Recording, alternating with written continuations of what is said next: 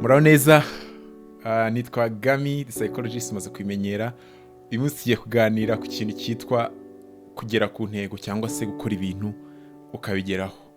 Ndabizi yuko ari mu ntangiriro z'umwaka. Haba hari amavideo menshi asobanura ukuntu ushobora kugera ku ntego, umwaka ugiye gutangira, ni gute nabasha gukora ibintu nkabigeraho. Ariko uyu munsi ikintu duze kuvuga gitandukanye n'icyo ngicyo. Ndashaka kugira ngo tuze kuganira ese nibihe bintu bituma ukora ibintu mu by'ukuri. Ushobora gupanga intego nk'ijana ariko ugasanga nta nimwe ugezeho. Nicyo kintu gishobora gutuma ukora igikorwa washaka gukora twifashishije tekinike zijyanye na psychology cyangwa se ubumenyi bujyanye na psychology. Kubera yuko umwaka urimo uratangira, ndashaka kugira ngo maze nayifuriza umwaka mushya muhire. Uburyo bwiza bwo kubikora ugiye kwifashisha indimi zose ndibuje kubona kuri ChatGPT. Ushobora guhera mu Kinyarwanda, umwaka mushya muhire kuri mwese. Hanyuma Spanish, Feliz Año Nuevo. Feliz Año Nuevo, all of you. Kiganda, umwaka omugya ogubere murungi. Icyo ni Kiganda baganda ubwo umwaka ubabere mushya. Ushobora no kuva n'igiswahili, heri za mwaka mpya. Aho ntabwo nkeneye kubisoma. ChatGPT rwose ahanga ntabwo yari kenewe. Chinese, Xinjia Huarie. This is amazing. Hanyuma muri French, bonne année. German, frohes neues Jahr. Kandebe urundi rurimi rumwe, ubundi tuhise dutangiye ikiganiro cyacu. Ushobora guhitamo igihindi. Gihinde, niba mukunda ibihinde. Nayasari Mubarak ho. Nizere yuko ururimi rwose uvuga ashobora kuba wamaze kumva yuko nakwifurije umwaka mushya muhire.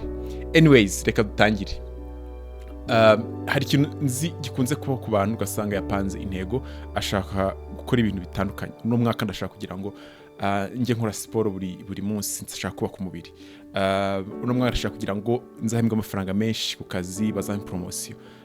Uno mwaka ndashaka kugira ngo nzatangire business, ndashaka kugira ngo nzagire inshuti nyinshi izi n'izi. Ndashaka kugira ngo nzubake connections. Hari intego nyinshi umuntu ashobora kwiha. Abantu benshi bakunze gukora iyo umwaka ugiye gutangira. Kimwe mu bintu nabashije kubona ni uko kugira intego ntabwo bishobora kugira akamaro nko gushira mu bikorwa ibintu bituma actually izo ntego uzigeraho. Ubwo rero uyu munsi nkuko natangiye mbivuga, tugiye kurebera hamwe tekinike zigendanye na psychology cyangwa se zishingiye ku bumenyi bwa science bwa psychology, zishobora kugufasha kugira ngo ugere kuri za ntego. Intego yari yose waba ufite, kuvuga ngo turuze kureba ibintu bishobora gutuma mu by'ukuri ukora icyo kintu. Nigeze gukora video nyinshi zijyanye na motivation cyangwa se ibintu byatuma ukora ikintu wakwifuza gukora. Iyi video raba isa nk'izo ngiza, ariko turuze kwibana ku kintu gituma ukora ikintu ukakivana mu nzira.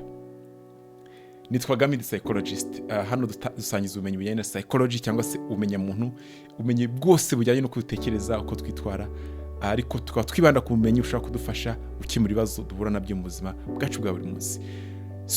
Ntiho dukora like, subscribe na share n'ukundi iyo turuze kuvuga, ndetse bashe no gusangiza abandi. Ndabizi neza ko ubumenyi hari abantu benshi bavuga Ikinyarwanda ushobora kugira umumaro ukomeye. Tugiye guhera ku kintu cya mbere nkunze kuvuga gishobora gutuma mu by'ukuri ubasha gukora ibintu wifuza gukora. Icyo ni ikintu cyitwa kumenya impamvu ushaka gukora ikintu runaka, cyangwa se kwiyibutsa reason, impamvu nyamukuru. Abantu benshi bamaze kumenya rero ko ndi umuntu ukunda kuvuga ibintu bijyanye n'impamvu y'ubuzima, purpose in life.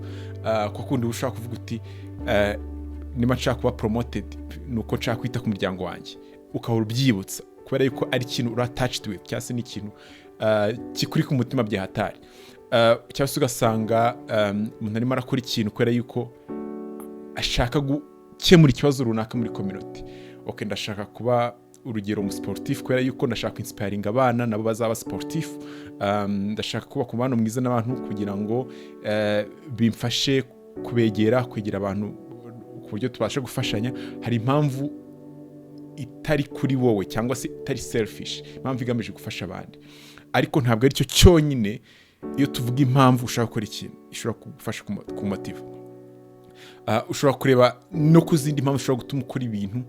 Ubundi hari statement cyangwa se hari interuro nakunze nasomye ahantu ivuga yuko iyo ikintu gishaka kuva hasi no hejuru ugishaka byanze bikunze ukora ikintu gituma iki kintu ubasha kwigeraho. Urugero, umunsi umwe natinya kuvuga imbere y'abantu, ariko ndavuga nti byanze bikunze kugira ngo ngire success, kugira ngo ngere ku ntego nshaka kugeraho, nta bizashoboka ntavuze imbere y'abantu. Byatumye mfata risk cyangwa se mfata izo risk zo kugenda kuvuga imbere y'abantu nubwo nzaba ndi gutitira, ijwi rizaba riri gutitira, nkavuga byanze bikunze ngomba kuva kugeza igihe ubwoba buzashirira. Uburyo nabishakaga mu buryo bukabije, mvuga nti aho kugira ngo nte kumenya kuvuga imbere y'abantu, ahubwo ibintu byose nakoraga byarorera. Ibyo bintu byatumye mu by'ukuri mbasha kuva kamwe cyangwa se gutsinda ubwoba nagiraga bwo kuvugira imbere y'abantu. So niyo mpamvu yatuma ukora ikintu washaka gukora. Iyo mpamvu igomba kuba ari impamvu iri strong, impamvu ifite imbaraga. Ibyo nubasha kubigeraho bizakorohera gukora ikintu. Kuvuga ngo niba ushaka gukoraho umwaka, tuvuga umunyeshuri, niba ushaka gukora akazi ukongeraho indi saha imwe, niba hari akantu wakora ukavuga uti kanongera indi saha imwe kugira ngo akazi nkarangize vuba, bizasaba ngo wiyibutse impamvu nyamukuru wifuza kugikora. Icyo ni ikintu cyatuma ubasha gukora ibintu utashaka gukora, ndetse n'ibintu byose washaka gukora ukabikora mu gihe gitoya, bikagufasha gufata action. Iyi video ijyanye na action. Icyo ni kimwe ushobora gukora. Ikindi kintu cya kabiri ni ikintu kijyanye no gukora utuntu dutoya ariko tuzatuma ugera kuri results zo hejuru, cyangwa se ukora ikintu kinini washaka kugeraho, utuntu dutoya. Hari igitabo nasomye cyitwa Atomic Habits, nicyo cyanyigishije iyi technique. Tuvuge urashaka kugira ubuzima bwiza, good health, utarwaragurika. Ugasanga umuntu azi yuko kugira ngo abikore ari uko aragenda agakora siporo icyumweru cyose, then bikabirarangiye. Kandi hari utuntu dutoya ushobora gukora tutavunanye, tukubaka ya habit, tukagutuma ugera kuri ya ntego ushaka kugeraho. Urugero, niba ari kuvuga ati niba gukora siporo nyinshi byanananiye, nshobora kugenda nkakora walk iminota 30. Uruko mvuye kazi nkaba nzi yuko ngomba kugenda, nkaba nzi yuko niba kunywa amazi yarananiye nta kindi kintu ngomba gukora mbere yo kubyuka, ngomba kumanza nanywa amazi. Twatu habits dutoya dutuma ugera kuri za goals zo hejuru. So iyi ni tekinike nziza cyane. Kubera iki? Ugenda wubaka ingeso nziza cyangwa se utuntu twiza tworoshye gukora, hanyuma ukatugira akamenyero. Kugenda tugira akamenyero tugatuma ugera kuri ya goal yo hejuru washaka kugeraho. Umuntu wese ibi byose yayi practicing. Icyo usabwa ni ukugira ute, kureba ikintu ushaka kugeraho ni igiki, hanyuma ukareba utuntu tworoshye wagira habits cyangwa se wagira akamenyero two kujya dukora buri munsi. Ese ni ugukora siporo nkeya buri munsi, ese ni ugusuhuza umuntu, niba ushaka kwiga social skills, umuntu wese uye nawe ukamusuhuza ukajya wivugira hello. Niba ushaka kugira umusaruro mwinshi ku kazi, ese ni ukuryama amasaha ahagije kugira ngo umunsi utataruze kuba gusinzira. Twatu habits dutoya ariko turuze gutuma goal yo hejuru cyangwa se intego nkuru uruze kwigeraho.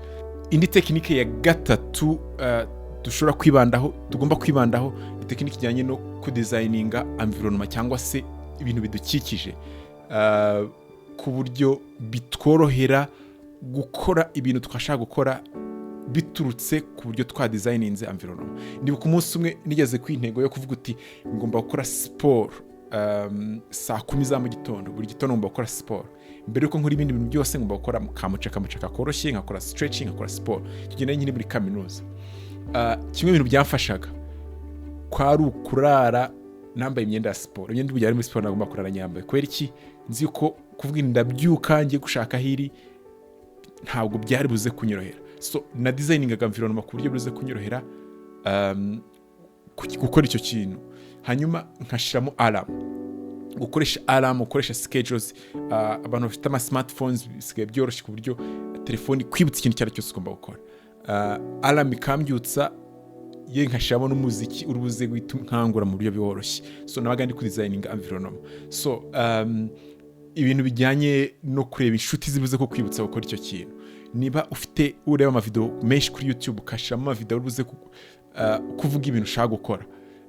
Ibi byose na environment cyangwa se ibintu utari buze kwitaho ariko biruze kugupushinga gukora cya kintu.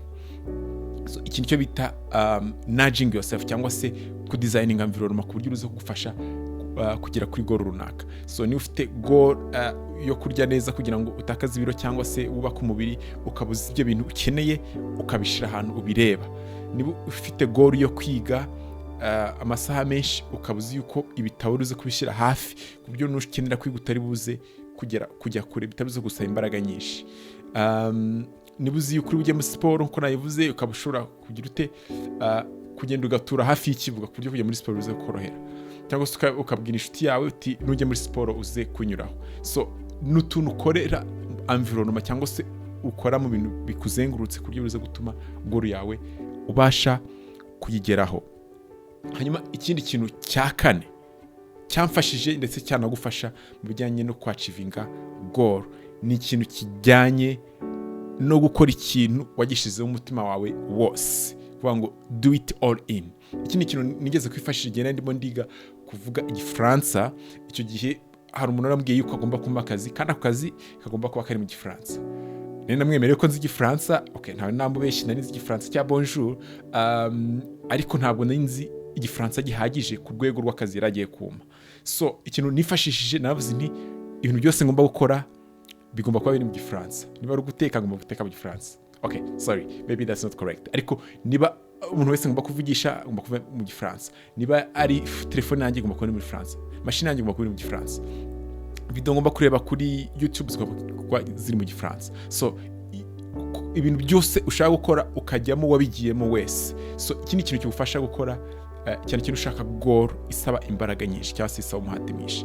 Niba ushaka kuvuga uti ndashaka kugira amanota meza, ndashaka kwiga nkatsinda, ukavuga uti niba ari uko bimeze ngomba kureba ibintu byose byamfasha kugira amanota meza, kwiga nkoresha strategy nziza, gusinzira bihagije, gukurikira ntagire ibintu bincika. Strategy zose ukoresha zikaba zigaragaza yuko imbaraga zose wazishizemo. Niba ugiye kwiga social skills cyangwa ugiye kwiga ibijyanye no kugira inshuti, ukaba uzi yuko ibintu uri buze gusoma, tekinike uzi gukora, ahantu urabuza kuburi hose haruze kuba hari kurangwa n'ibyo bintu nk'ibyo. Nushaka kwiga leadership, ukaba uzi yuko ari iyo mindset uruze kujyanamo.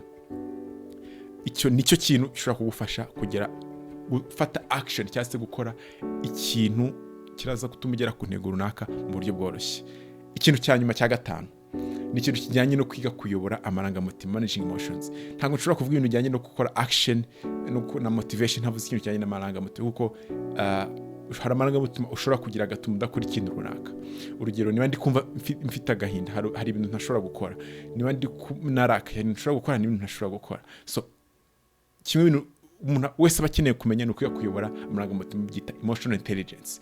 Ese bitewe na mood ndimo ni ibintu nduze gukora, ni gute nshobora guhindura mood kugira ngo ikintu ushaka gukora ngikore neza. Hari ibintu tutakunda gukora kubera ko dufite ubwoba, ugasanga ntabwo ushatse kuvuga imbere y'abantu, ugasanga watinye gusuhuza umuntu just because of the fear of rejection, gutinya yuko ari buze kuguhakanira. Ugasanga hari akazi wanze gukora kubera yuko bize ku-exposinga ku bintu ukunze gutinya. So kwiga kumanaging amarangamutima ayari yose, kwiga uburyo amarangamutima ashobora kugira uruhare mu bintu ukora, hanyuma ukanayimanaginga. Ibyo ni ibintu ntasimburwa, byanze bikunze. Niba ushaka kugira ibikorwa ukora mu gihe cyawe cya buri munsi, cyangwa se buri cyumweru, cyangwa se buri kwezi, hari ibintu ushaka kugeraho, amarangamutima ari buze kugiramo uruhare runini. So it's better kwiga kwimanaginga. Ibyo nibyo bintu bitanu numvaga twatangirana umwaka twiga, bizadufasha kugira action cyangwa se gukora ibikorwa bituma tugera ku ntego dushaka kugeraho. Ese nize ntego ufite? Ese izi tekinike urumva zagufasha? Ese izi tekinike urumva hari ahantu bizakuvana, hari n'ahantu bizakugeza? Njye nitwa Gamidi psychologist, kuko nabisezeranye nzakomeza mbagezeho ubumenyi bujyanye na psychology buzagufasha guhindura ubuzima bwawe, buzagufasha kugera ku ntego zawe zarizo zose z'ubuzima. Tuzi neza ko psychology ari ikintu gishobora kugufasha ahantu hari hose. Ntibagire gukora like, subscribe na share, n'ukundi ibyo tuvuga. Tuzongeye tubonane. Ciao. Umwaka mushya muhire. Feliz año nuevo.